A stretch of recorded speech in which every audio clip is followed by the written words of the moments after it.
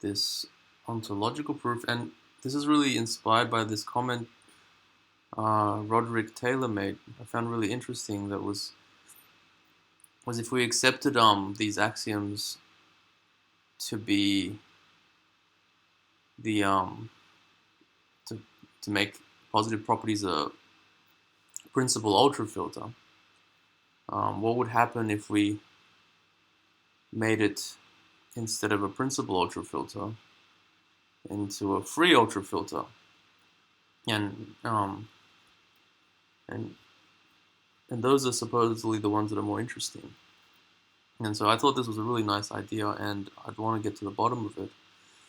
And I guess I'm always just kind of investigating and talking at the same time. So first, one of the comments also he made was that this would mean that the godlike element doesn't exist anymore. Okay, and that's clear, but that might not be too bad of a setback. And so for example, the thing that made the principal ultrafilter was assuming that um, this godlike element thing was positive. Okay, so if we don't assume it's positive anymore, then we're actually forced to assume that it's negative in some way. So like so not being godlike is now positive. Okay, so something can't be godlike and not be godlike at the same time. But if it's godlike, it has to have all the positive properties, one of which is the negation of being godlike. So that's a contradiction. So godlike elements no longer exist in this setting. And actually, looking back on this, I kind of forgotten what all these other things mean now. So, but I want to just ignore them for now. And then, so we lose the existence of a godlike element. Um, we still have some notion of positive properties, and I believe we have um, yes, the first two axioms, and yeah. So and then I want to see what yeah, that's right. Okay, so an ultrafilter that's not principal, it doesn't have a principal element, is known as a free ultrafilter. Wikipedia, free ultrafilter.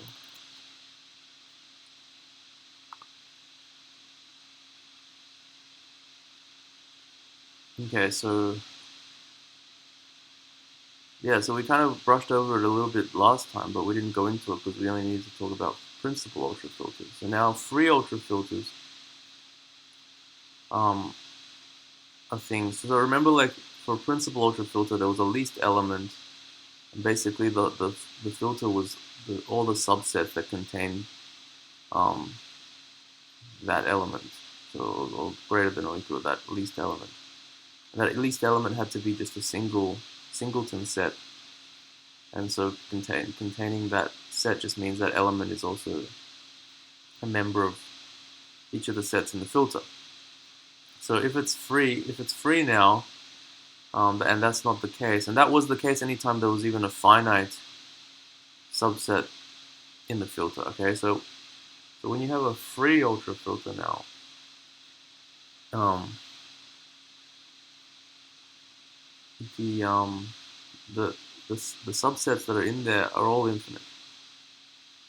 Okay, so first of all, your original set has to be an infinite set, and everything in your filter is infinite. Okay,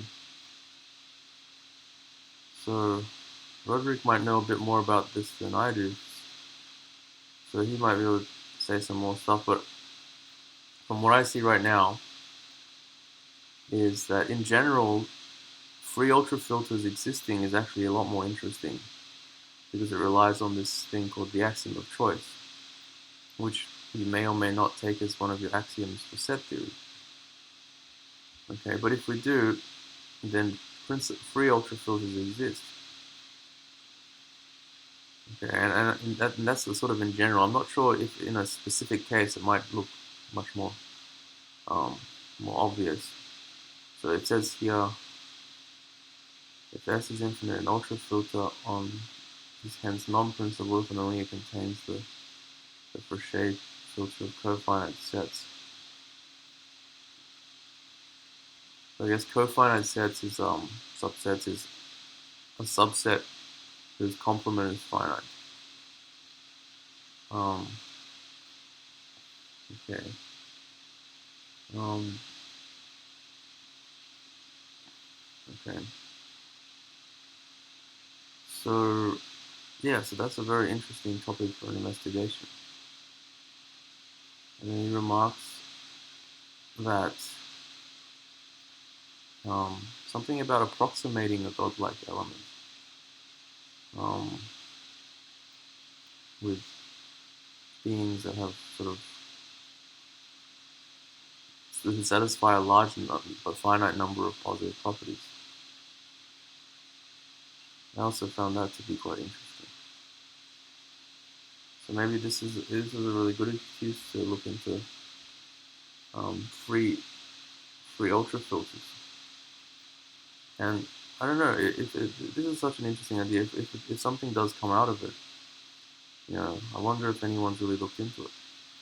So you have, um, you define. I guess we're trying to define positive properties as free ultrafilters, and then we're trying to investigate what that would mean in terms of the ontological argument. Okay, but maybe for now, not worry about all this modal logic stuff and things like that.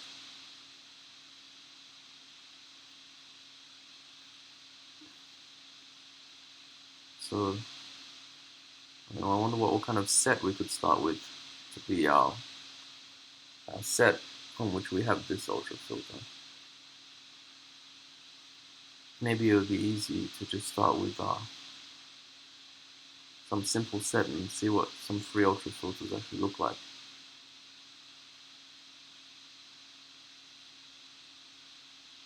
So, okay, so if we take the natural numbers, for example, let's see. Free ultrafilter. Um, does all the cofinite sets on the natural numbers form a free ultrafilter on the power set of the natural numbers? So all cofinite sets are infinite, so it's fine. Does it is every set either in the complement or in one of the sets? I think so. Every finite set's obviously in the complement of one of the sets, and every infinite set is also as well, because you can always extend an infinite set to an infinite set with that's cofinite. Um, okay.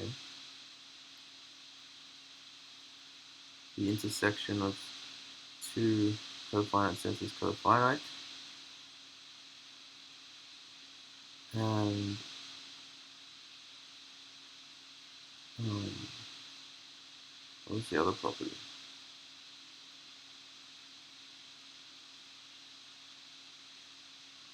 The empty set is not a member. The whole set is a member. Oh, if it's contained in, yeah, so if something's cofinite and something's bigger, then the other bigger thing's also cofinite. Okay, I hope I haven't brushed over that too flippantly and made a mistake, but so it seems like all the cofinite sets of the natural numbers forms a free ultrafilter.